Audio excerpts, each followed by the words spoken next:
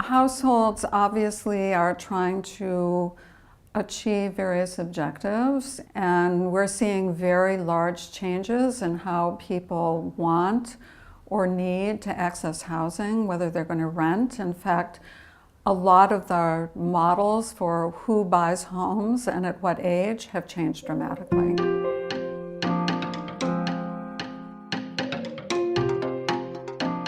A lot of the concentration in default is for relatively wealthy people, relative to the national income distribution. So this is a puzzle because the initial attribution of where the problems were in the market was it was predatory lending on the very poor. But now the data are very compelling. I run a laboratory at UC Berkeley.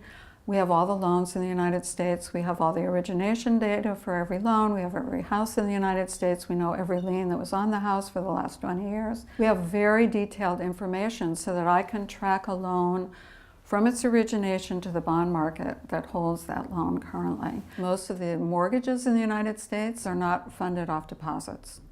Instead, they're funded off a short-term repo market, a repurchase agreement market.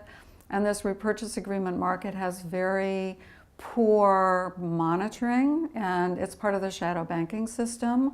It's very difficult to monitor, and it caused a lot of havoc pre-crisis. A lot of European banks, they're heavily involved in this.